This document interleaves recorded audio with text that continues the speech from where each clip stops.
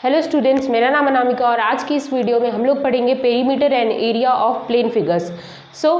ये जो टॉपिक है इससे मेंसुरेशन का टॉपिक है और इससे क्लास 10th के बोर्ड एग्जाम्स में क्वेश्चन तो आते ही हैं और इस बार तो पैटर्न बिल्कुल ही बदल चुका है जो कि एमसीक्यूज टाइप का क्वेश्चन आएगा। तो एमसीक्यूज को भी सॉल्व करने के लिए हम लोगों को प्रोसेस तो सॉल्व करना ही पड़ेगा। ठीक है, रफ में प्रोसेस तो सॉल्व करना ही पड़ेगा। तो इसके लिए हम लोग 3-4 क्वेश्चन है वो करना है। तो उससे पहले हम कुछ इन्फॉर्मेशन दे देते हैं ट्राइंगल के बारे में कि ट्राइंगल्स किस तरीके का होता है और कितने टाइप का होता है, एरिया का फॉर्मूला किस तरीके से बदलता है ट्राइंगल का रूप बदलने पे। ठीक है, तो चलो वीडियो स्टार्ट करते हैं। तो इस सबसे पहले हम एक ट्राइंगल लेंगे। ठीक है, तो ये एक ट्राइंगल है और इसमें अगर एक आपको हाइट दे दिया है, this is h height and this is b that is base और हाइट दिया है और कुछ भी नहीं बोला है।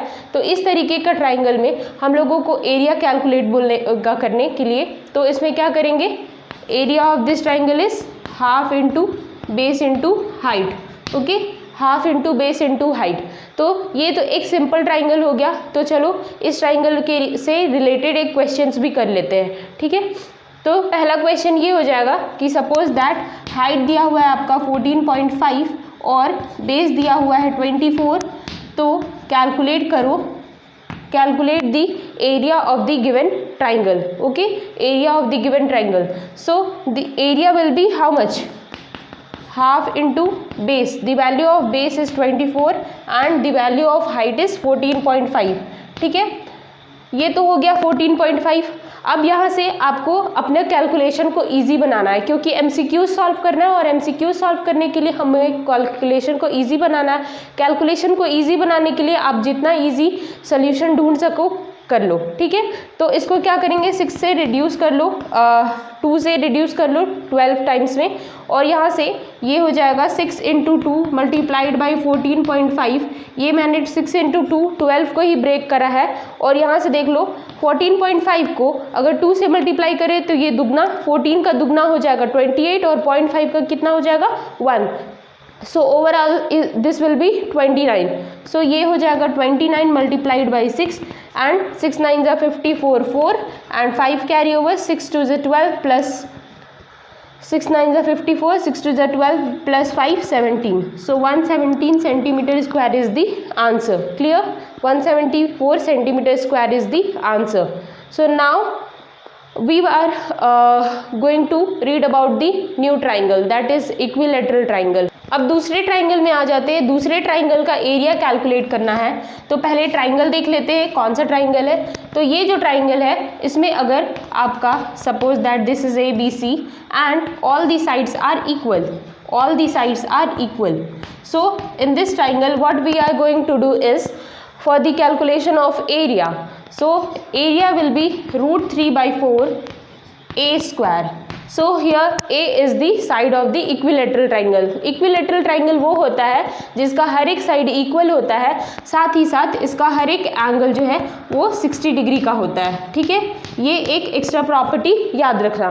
ठीक है, a equals to √3/4 a square. तो कोई भी अगर साइड का वैल्यू a दिया है, ठीक है, तो इसमें हम लोगों को डायरेक्ट क्या करना है, एरिया कैलकुलेट कर देना है। ठीक है, सपोज दैट अगर आपको एक क्वेश्चन दिया जाए कि find the height of an equilateral triangle with base, कोई सा भी बेस हो जाए, ठीक है, with a base and its side is a is given as 10। ठीक है, तो साइड दिया हुआ है 10 और बोल रहा है आप लोगों को हाइट निकालो। ठीक है, तो क्या करोगे इस ट्राइंगल में, एक तो 2 तरीके से कर सकते हो। इसमें आप 90 डिग्री ड्रॉ करोगे, हाइट तो वही हो जाएगा ना 90 डिग्री। ठीक है, 90 डिग्री ड्रॉ करोगे तो इस A पॉइंट से इस BC पॉइंट तक का लाइन का हाइट क्या होगा वो निकालना है। तो ये हाइट निकालने बोला गया है और साइड का सिर्फ वैल्यू दिया है। ठीक है, तो इस तरीके का क्वेश्चंस को हम लोग 2 तरीके से करते हैं। Since we are studying plane area of plane figures, so we will use the formula of area here. So area of this equilateral triangle will become √3/4 and a यहाँ पे क्या है 10। So this is 10 square and √3/4, 10 का value क्या हो जाएगा 100 क्योंकि यहाँ पे स्क्वायर लगाया हुआ है। ठीक है, स्क्वायर है 100 हो गया, 4 से इसको रिड्यूस करो 25 टाइम्स, सो 25√3 हो चुका है ये हो गया है 25√3। This is the value of area. Okay, this is the value of area. अब एरिया तो पता चल गया हम लोगों को, बट इसमें हम लोगों को एरिया नहीं पूछा था, इस क्वेश्चन में हाइट पूछा था। तो हाइट के लिए हम लोग क्या करेंगे, इसमें से एरिया इक्वल्स टू, एक और फॉर्मूला पता है, half into base into height. ठीक है, सपोज दैट ये नहीं बताया होता इक्विलेटरल ट्राइंगल है और बता दिया होता है कि हाइट कैलकुलेट करो और एरिया दिया है और साथ ही साथ एक बेस दिया हुआ है दैट इज 10। ठीक है, BC 10 दिया हुआ है, तो इसमें हम लोग half into base into height लगा देते। तो half into base into height के लिए हाफ हो जाएगा हाफ, और बेस का वैल्यू क्या हो जाएगा 10, क्योंकि इक्विलेटरल ट्राइंगल में सारा साइड्स इक्वल होता है। तो ये हो जाएगा 10 मल्टीप्लाइड बाई h यहाँ पे कैलकुलेट करना है। और हमने अभी तक जो एरिया है इस ट्राइंगल का कैलकुलेट करा है 25√3। सो 25√3 इसी तरीके से लिख देंगे, और यहाँ से देख लो यहाँ से क्या हो जाएगा 25, 2 यहाँ पे डिवाइड में है तो ऑपोजिट साइड जाएगा तो मल्टीप्लाई हो जाएगा। So I am writing it H 25 multiplied by 2 multiplied by √3 and this will be divided by 10. Okay, so this is 2 times of 5, this is 5 times, and 2 will be cancelled out, and 5√3 is the value of height. Okay, 5√3 is the value of height. तो ये हो गया height का value, कुछ भी लिख सकते हैं। अगर यूनिट सेंटीमीटर में दिया है तो सेंटीमीटर यूज़ करोगे, मीटर में है तो मीटर यूज़ करोगे। अब एक हाइट का एक दूसरा फॉर्मूला भी होता है जो हम लोगों को डिराइव करके निकालना होता है। तो डेरिवेशन इसका अगर देखना है तो आप किसी और वीडियो में देख सकते हो कि how to calculate height of an equilateral triangle. तो इसका डेरिवेशन के लिए थोड़ा लेंदी प्रोसेस है, तो वो आप एक नेक्स्ट वीडियो में देखोगे। ठीक है, तो हाइट का वैल्यू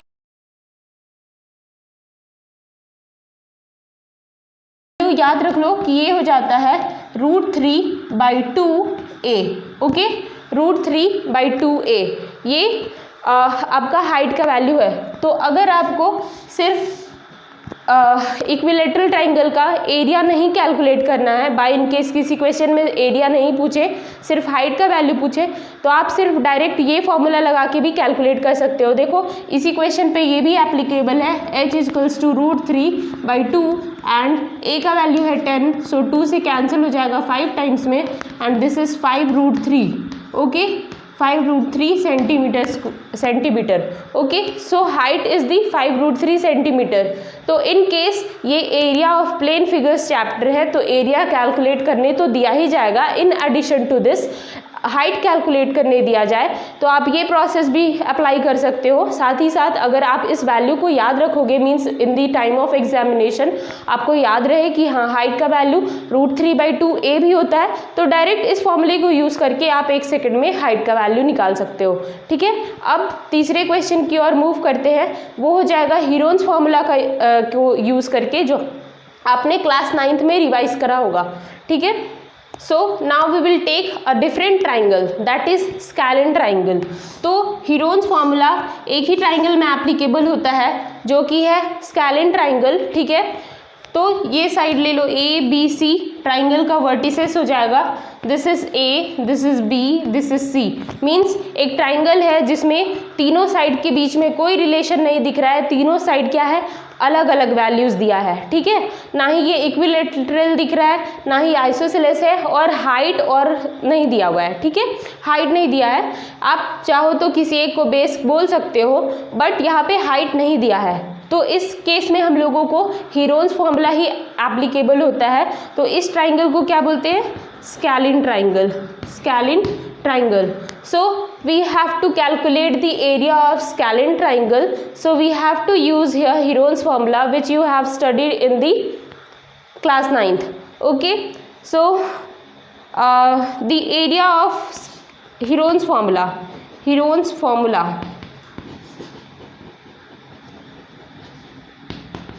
हीरोन्स फॉर्मूला क्या होता है, इसमें सबसे पहले तो एक सेमी पेरीमीटर कैलकुलेट करा जाता है। ठीक है, तो सेमी पेरीमीटर क्या होता है, S = A + B + C/2। ठीक है। a plus B plus C by 2 semi perimeter, नाम में ही इसको डेफिनेशन लिखा है, मीन्स सेमी का मतलब होता है आधा, जब पेरीमीटर को आप हाफ कर दोगे तो क्या हो जाएगा, सेमी पेरीमीटर निकल जाएगा। और पेरीमीटर क्या होता है, सम ऑफ ऑल दी साइड्स, ठीक है। किसी ट्राइंगल का पेरीमीटर निकालने बोलेगा तो क्या करोगे, तीनों साइड्स के वैल्यूज़ को ऐड कर दोगे तो वो पेरीमीटर निकल जाएगा। बट हीरोन्स फॉर्मूला के लिए हम लोगों को सेमी पेरीमीटर का नीड होता है। This S is semi perimeter.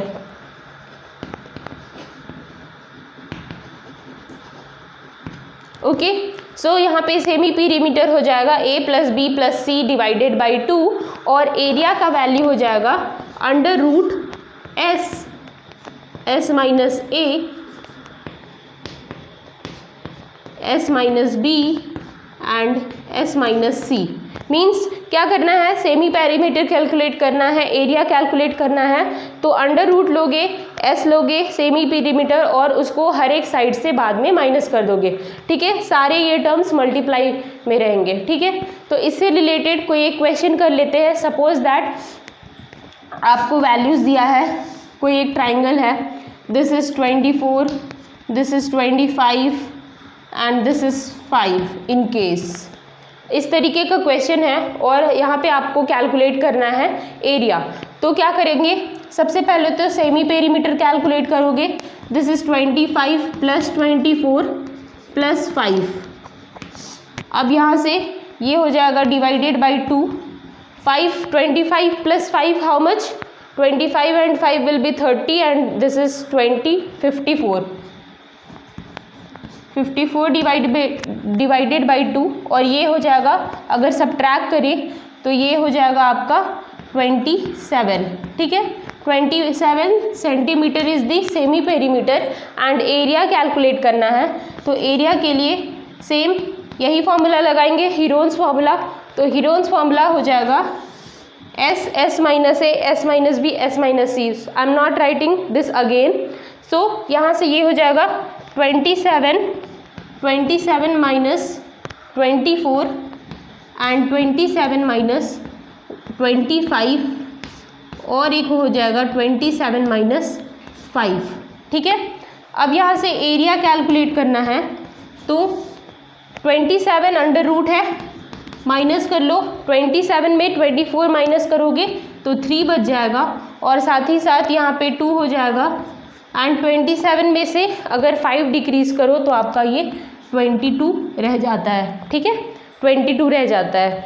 So the area of this triangle, that is area of this triangle will be a is equals to under root 27 multiplied by 3 multiplied by 2 multiplied by 22। तो इसमें से root से बाहर करना है इसको। सो 27 into 3 क्या हो जाएगा 81 and this is 2 into 2 into 11। सो 81 किसका स्क्वायर है, 9 का, तो ये 9 हो जाएगा एंड 2 किसका स्क्वायर है, 2 का, ठीक है। यहाँ से ऐसे भी कर सकते हो, 2 का डबल पेयर बना लो और 2 को बाहर निकाल दो, या फिर 2 मल्टीप्लाइड बाई 2 4 कर लो, उसके बाद बाहर निकाल सकते हो, जैसा भी आपसे हो सके। And this is 18 root 11 centimetre square, ठीक है। और यहाँ पे ये मान लो सेंटीमीटर में दिया है, ठीक है। तो इसी तरीके से एरिया कैलकुलेट करना है।